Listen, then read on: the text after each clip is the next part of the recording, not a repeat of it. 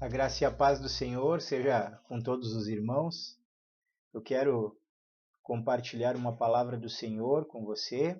Eu gostaria de convidá-lo para abrir a sua Bíblia no livro de Apocalipse, no capítulo 2. Nós vamos fazer leitura do versículo 8 ao versículo 11.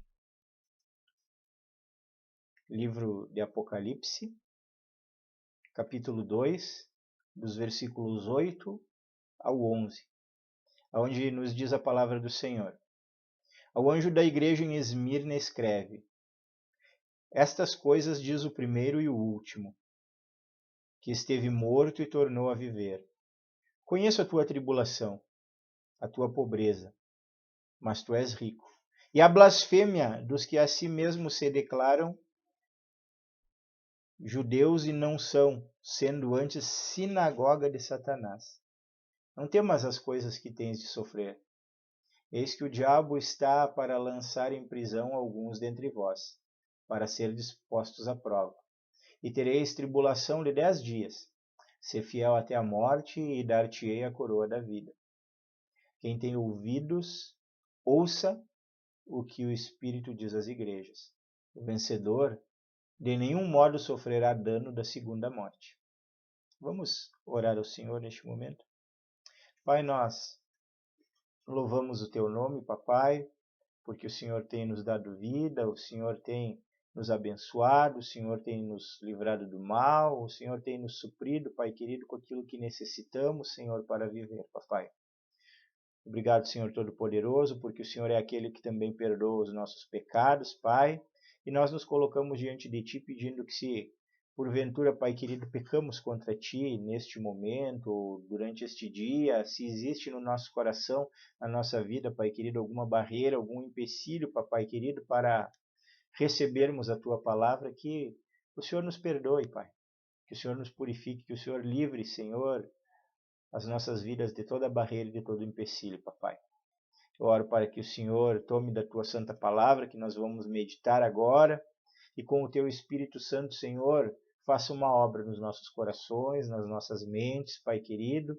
Faça, Senhor, aquilo, Pai querido, que nós somos incapazes de fazer, dá-nos o entendimento da Tua palavra, Pai, e ajuda-nos a conduzir as nossas vidas de acordo com a instrução nela contida, Pai querido, com as orientações e com o ensinamento que o Senhor nos traz, Papai. Muda, Senhor, e abençoa as nossas vidas por intermédio da Tua palavra, Papai, assim como eu peço que o Senhor abençoe, Pai, cada pessoa que for escutar esta mensagem, Pai querido, que sejam edificados e fortalecidos pela Tua palavra, Pai. É o que eu oro e desde já agradeço, em nome de Cristo Jesus, o Teu Filho. Amém.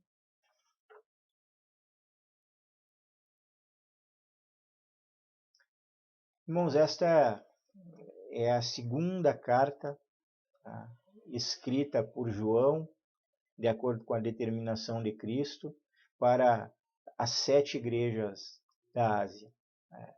Esta segunda carta é uma carta destinada à igreja de Esmirna, uma igreja sofredora, uma igreja perseguida, uma igreja pobre, uma igreja caluniada, aprisionada, uma igreja que enfrenta a própria morte, meus irmãos. Mas, ao mesmo tempo, nós vemos algumas afirmações positivas a respeito dela. Ela é uma igreja fiel, ela é uma igreja rica em espiritualidade, é uma igreja que, quando outras igrejas recebem repreensões da parte de Cristo, ela é uma igreja que, em meio ao seu sofrimento, é fiel e recebe somente elogios da parte do Senhor. Para que nós possamos compreender um pouquinho mais a respeito das dificuldades pelas quais a igreja de Esmirna passava, nós precisamos ver um pouquinho do contexto histórico desta cidade na qual a igreja estava localizada. Esmirna era uma cidade que, em termos de grandeza, ela competia com Éfeso. As duas disputavam qual era a maior, qual era a mais bela, qual era a mais rica. No entanto, Esmirna era a cidade mais bonita da Ásia Menor. Era uma cidade comercial, onde ficava o principal porto da Ásia, ficava localizado em Esmirna. O Monte Pagos, era um monte coberto de templos, cheio de casas muito bonitas, um lugar cheio de torres. Esse era o principal monte de Esmirna. Ele tinha uma arquitetura maravilhosa, principalmente destacada pelos templos construídos nele, templos dedicados a vários deuses da época. Nós podemos citar alguns desses deuses, como era o caso de Cibeles, Zeus, Apolo, Afrodite, Esculápio. Hoje, de todas as cidades que existiam na época e onde haviam igrejas cristãs, Esmirna é a única que ainda sobrevive. Ela se chama, nos dias de hoje, Izmir, e fica localizada na Turquia Asiática. Estima-se que na época em que a carta foi escrita para ela, já existiam em torno de 250 mil habitantes nessa cidade, neste porto. Dentre as cidades da Ásia Menor, Esmirna era a mais fiel ao Império Romano. Ela foi a primeira cidade a erguer um templo à deusa de Roma, que era conhecida como Dea Roma. E no ano 26 depois de Cristo, quando as cidades da Ásia Menor elas competiam pelo privilégio, para elas era considerado um privilégio construir um templo ao imperador, Esmirna ganhou de Éfeso o direito de construir esse templo ao imperador Tibério. Em Esmirna também, irmãos, havia uma sinagoga e uma comunidade judaica muito próspera, que se unia aos demais inimigos na perseguição dos cristãos. Então, como é possível ver, ser cristão em Esmirna era conviver com a idolatria, com a depravação dos cultos pagãos, com o pecado, com o risco de perder os bens e até de perder a vida. Nós estamos diante de uma igreja pobre, caluniada e perseguida. O único que elogia a igreja de Esmirna é o Senhor Jesus. Uma das características destacadas aqui no texto a respeito de Esmirna era ser fiel, inclusive até a morte. Se tivesse que morrer por causa do nome de Cristo, eles morriam pelo nome de Cristo, pela causa do Evangelho. É importante nós observarmos e tirarmos algumas lições para as nossas vidas do exemplo dado por Esmirna, tanto para nós como pessoas quanto para a igreja de Cristo. Nós começamos falando da apresentação de Cristo à igreja. Então, Cristo, como na estrutura das demais cartas nós vamos encontrar e como nós fizemos quando nós meditamos na carta aos Efésios, nós vemos uma apresentação da parte do Senhor, nós vemos um elogio. Para as igrejas que recebem uma censura ou uma repreensão, nós vemos uma repreensão. E por último, nós nos deparamos sempre com uma promessa de Cristo para a igreja. Nesta carta, à igreja de Esmirna, o Senhor se apresenta à igreja da seguinte forma. Nós lemos no versículo 8. Ao anjo da igreja em Esmirna escreve: estas coisas diz o primeiro e o último, que esteve morto e tornou a viver. Então, Cristo ele se apresenta para a igreja de uma maneira, vamos dizer assim, bem simples, bem reconhecível a nós. Quando semana passada nós estudamos ou nós meditamos na carta à igreja de Éfeso, nós nos deparamos com uma apresentação enigmática que nós precisamos buscar alguns textos bíblicos para esclarecer. Aquele que tem na mão as 7 estrelas e que anda entre os 7 castiçais. Quem eram as estrelas? Quem eram os castiçais? E aí depois nós descobrimos que eram os pastores das igrejas e as igrejas. Todavia, aqui nós temos uma apresentação simples. Nós vemos o Senhor utilizando termos que estão no capítulo 1 e são termos bem conhecidos de nós, de fácil compreensão. Estas coisas diz o primeiro e o último. O primeiro e o último aponta para Jesus. Todavia, o que nós precisamos entender aqui? Por que o Senhor se apresenta assim? E o que significa essa apresentação? Cristo dizer, estas coisas diz o primeiro e o último. Em primeiro lugar, nós vemos aqui o Senhor Jesus se identificando com uma afirmação que nós encontramos no Antigo Testamento sendo feita por Deus.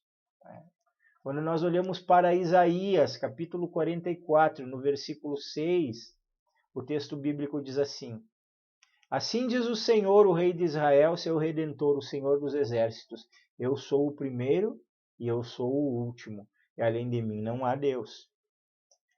Depois, no capítulo 48 e o verso 12, diz assim: Dá-me ouvidos, ó Jacó, e tu, ó Israel, a quem chamei. Eu sou o mesmo, eu sou o primeiro e também o último. Aqui é o Senhor falando por boca do profeta Isaías, dizendo: Eu sou o primeiro e o último em duas ocasiões distintas. E aqui o Senhor Jesus novamente repete a questão: Eu sou o primeiro e o último. A sinagoga que se encontrava ali dos judeus que perseguiam os cristãos em Esmirna não aceitava Jesus Cristo como o Messias. Eles rejeitavam Jesus.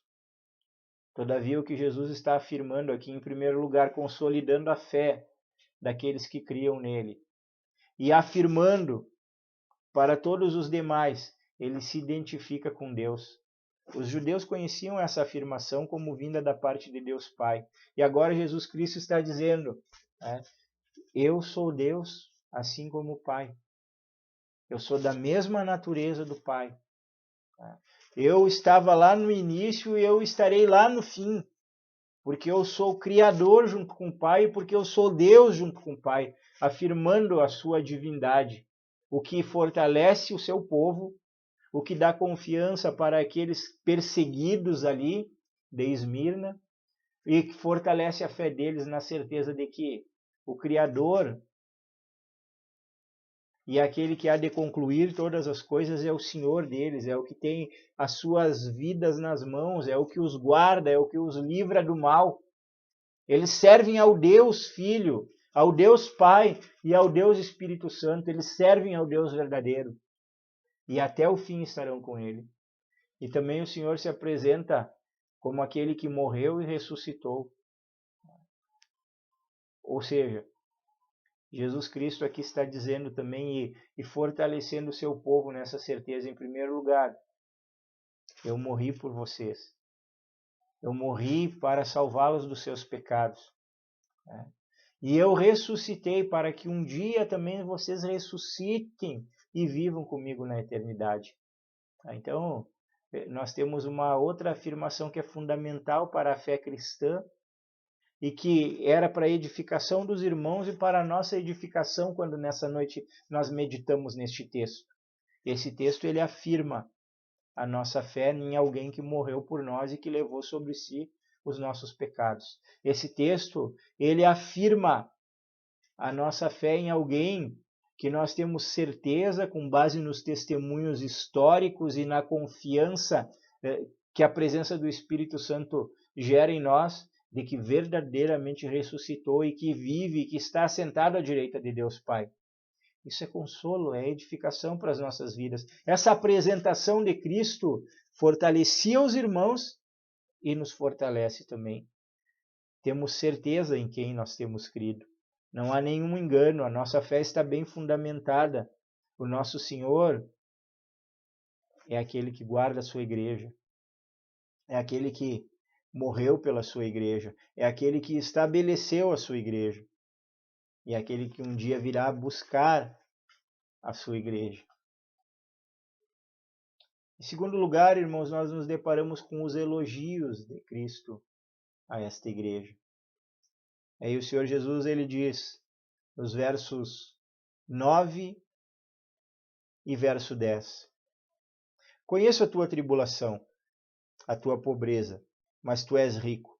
E a blasfêmia dos que a si mesmos se declaram judeus e não são, sendo antes sinagoga de Satanás. Não temas as coisas que tens de sofrer.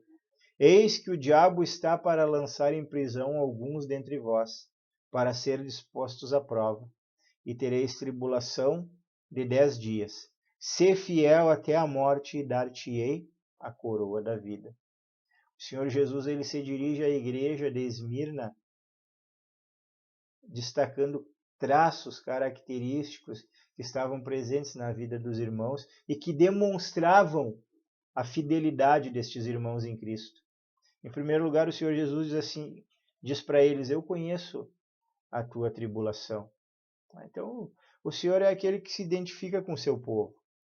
O Senhor é aquele que conhece o sofrimento do seu povo, que conhecia o sofrimento dos irmãos e que conhece o nosso sofrimento.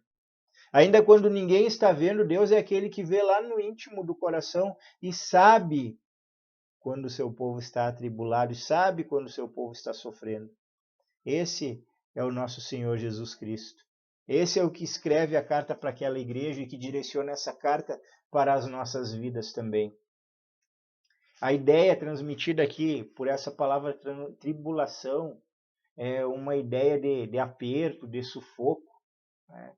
É uma ideia de esmagamento, é uma pressão que esses irmãos estavam sofrendo por causa dos acontecimentos que pesavam sobre a igreja, né? Por causa das situações que forçavam a igreja na tentativa de que a igreja, de que os fiéis abandonassem a sua fé. Os crentes, irmãos, em Esmirna, eles estavam sendo atacados e mortos. Eles estavam sendo forçados a adorar o imperador, e os irmãos sabem que aqueles que foram convertidos verdadeiramente a Cristo, eles não dobram os seus joelhos diante de outros ídolos, eles não têm outros deuses, eles não adoram o imperador, eles não adoram imagens, eles não adoram outras divindades, eles adoram ao único verdadeiro Deus e Senhor. Então, esses irmãos estavam sendo perseguidos e mortos. A tradição histórica ela aponta para o fato de que de uma única vez 1.200 crentes foram lançados do Monte Pagos por se negarem a adorar o imperador. Numa outra ocasião foram 800. Então, por causa de não negar a fé, a tribulação estava levando os irmãos à morte. Mas o Senhor Jesus é aquele que diz: eu conheço a tribulação de vocês. Eu estou com vocês. Até o fim eu estarei com vocês. O Senhor Jesus também diz para eles: conheço a tua pobreza, mas tu és rico. Pobreza, irmãos, não é maldição. Pelo contrário, Tiago diz que Deus elege os pobres do mundo para serem ricos na fé. O irmão do nosso Senhor Jesus Cristo, lá na sua carta, no capítulo 2 e versículo 5, ele escreveu o seguinte: ouvi, meus amados irmãos, não escolheu Deus os que para o mundo são pobres, para serem ricos em fé e herdeiros do reino que ele prometeu aos que o amam? Então, essa é uma pergunta retórica e a resposta é sim. Deus, ele elege os pobres do mundo para serem ricos na fé. Quando nós olhamos para a palavra pobreza aqui, para a palavra pobre, nós temos na língua original em que a Bíblia foi escrita, no grego, nós temos duas definições para a pobreza. Tem uma pobreza que é uma pobreza extrema, total, que é a pobreza dos indigentes, que é a pobreza daqueles que mendigam porque não tem nada, que é a pobreza dos famintos, os que precisam mendigar até o pão e que por vezes não têm o pão. E tem também o outro tipo de pobreza que é descrito pela Bíblia, que é daquele homem que ele é pobre porque ele carece de coisas supérfluas, de coisas que ele gostaria de ter, mas não tem. Porque, em contraste, o rico ele pode ter aquilo que ele quiser ter. Então, o pobre, um dos pobres que nós encontramos na Bíblia é o pobre que tem o suficiente para sua manutenção, para o seu sustento, mas é pobre. E tem o pobre indigente, miserável.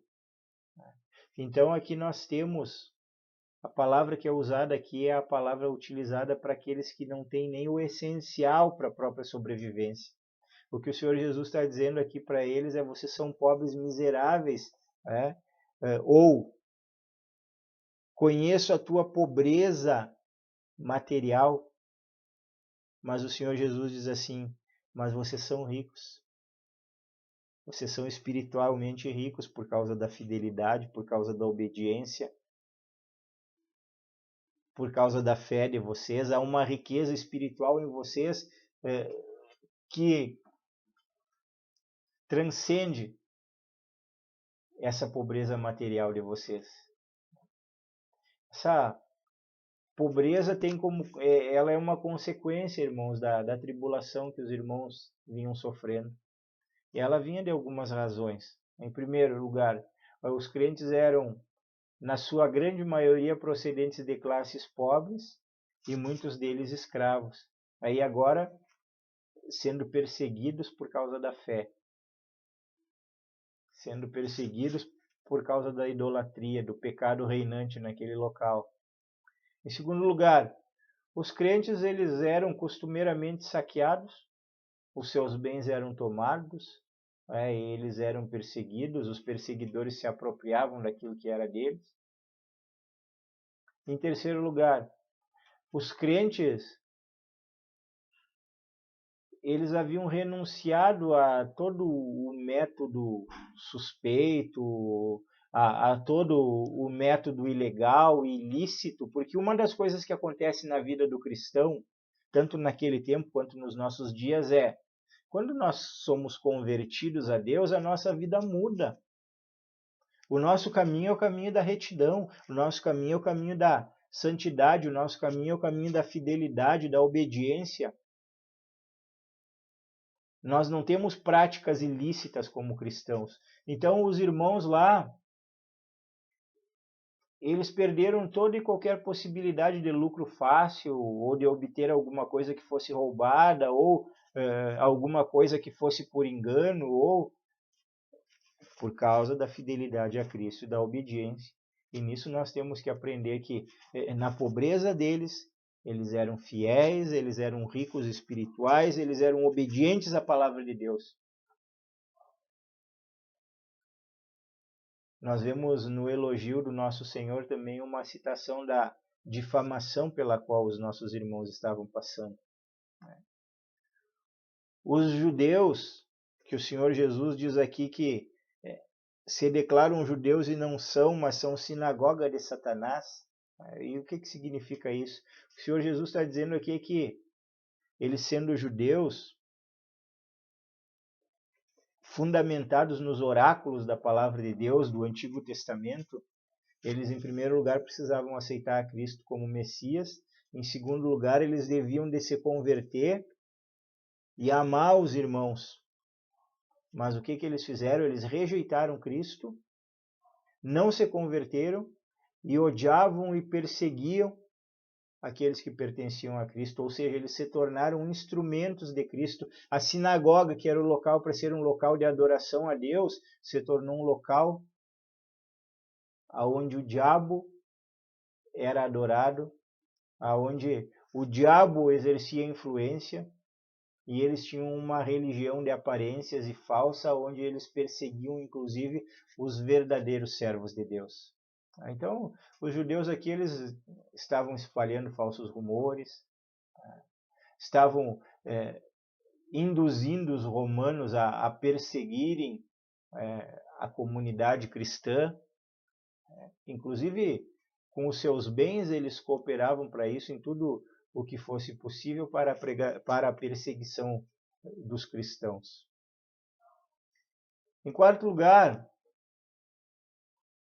dentre os elogios que nós vemos do Senhor Jesus aqui, o Senhor Jesus consola eles dizendo que eles não tivessem medo de sofrer. E diz que o diabo ia lançar alguns dentre eles em prisão, ou seja, já havia uma grande tribulação, perseguição, morte, e agora alguns ainda iam ser provados sendo lançados na prisão. A prisão, meus irmãos, romana, era um lugar tenebroso, era uma prévia da morte.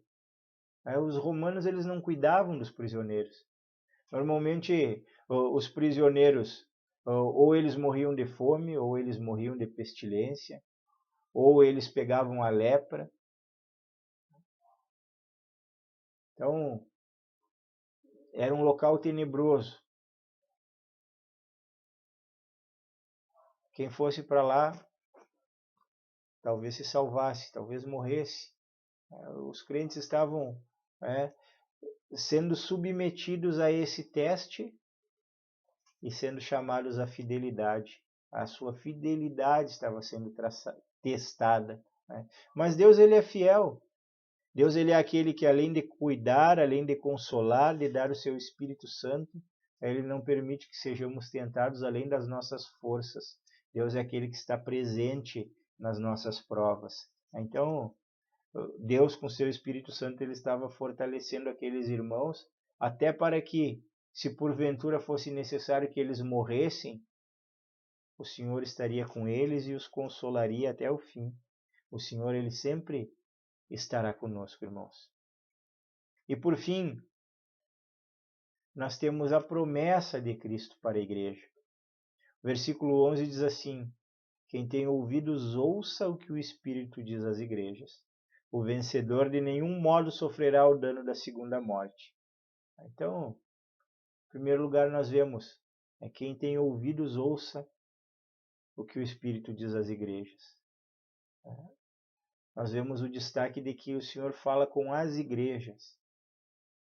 Essas cartas que foram escritas aqui, ao todo 7, elas eram cartas correntes, irmãos, ou seja, uma igreja lia e era passado para outra igreja ler. Desta maneira, as igrejas não apenas eram edificadas com as instruções da palavra de Deus, mas também elas sabiam das necessidades das igrejas irmãs e intercediam pelas necessidades das igrejas irmãs e sempre que possível ajudavam de alguma forma as igrejas irmãs. Então, o Espírito ele diz às igrejas, cada igreja com a sua necessidade, cada igreja com a sua ação do Espírito Santo, cada igreja com o seu consolo, com a sua confirmação, com a sua disciplina, enfim. A palavra para a igreja de Esmirna era: vocês são candidatos à vida, debaixo de tribulação, pobreza, difamação.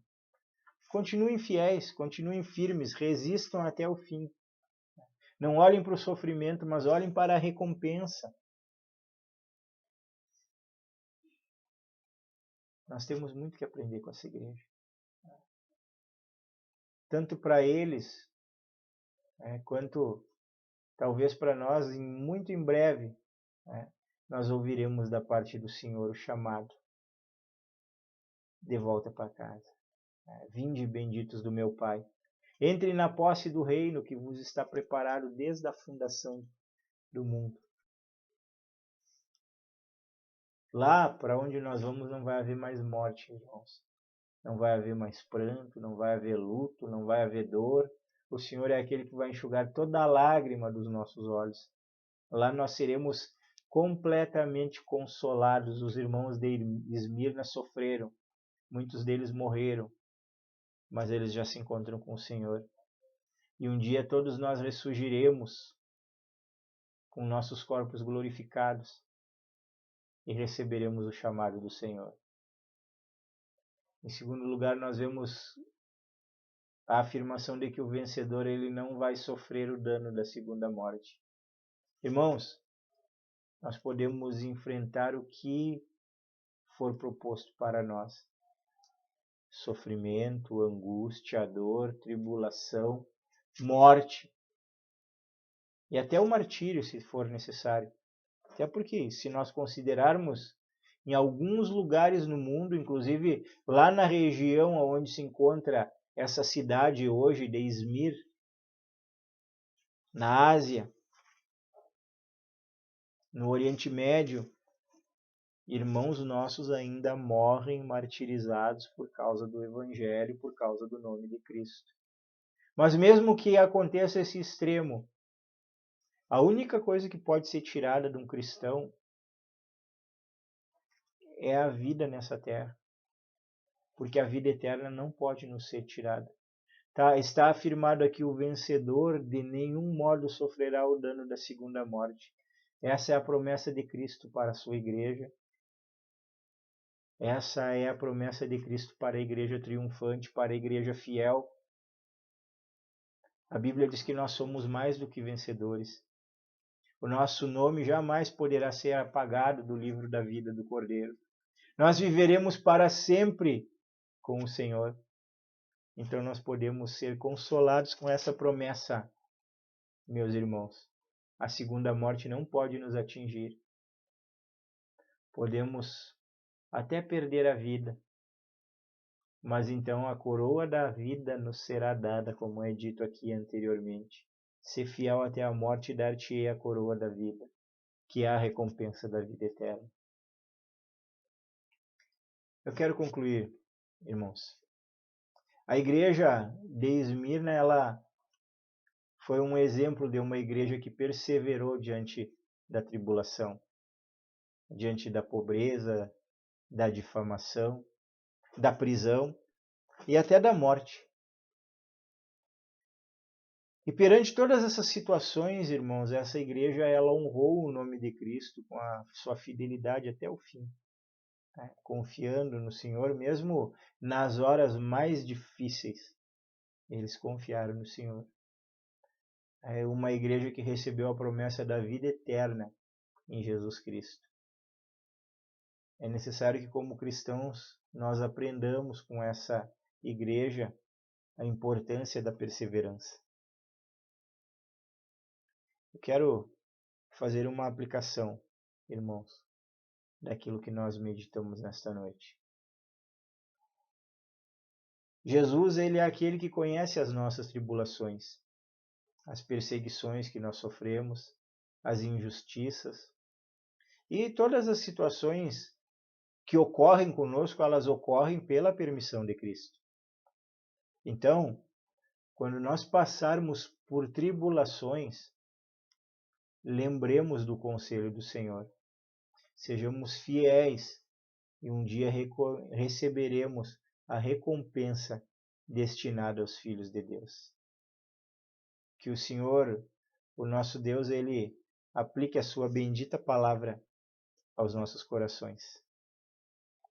Eu quero fazer mais uma oração com você. Pai Santo e bendito, nós nos colocamos diante da Tua presença mais uma vez e te agradecemos, Pai, pela Tua palavra, Senhor, que nesta noite, Pai, nos falou de fidelidade, de obediência, Pai querido, de fé, Pai querido, de confiança no Senhor, Pai. E nós pedimos a Tua graça, Papai, para que em todos os momentos e circunstâncias da nossa vida nós sejamos perseverantes como estes irmãos em Cristo e confiemos no Senhor. E andemos, Senhor, firmes na Tua presença, Pai querido. E andemos em fidelidade, Pai querido, ao Senhor, Pai, seguindo-o em todos os Teus caminhos, Papai. Livra-nos de todo mal, livra-nos de toda injustiça e dá-nos sabedoria, Pai querido, para detectarmos, Senhor Todo-Poderoso, quando estivermos sofrendo por causa do Teu nome, Senhor, e nos fundamentarmos, Senhor, na Tua palavra e na confiança que nós temos no Senhor. Abençoa a nossa vida, Pai querido, e continua aplicando as Tuas verdades aos nossos corações e formando a imagem de Cristo em nós, Papai.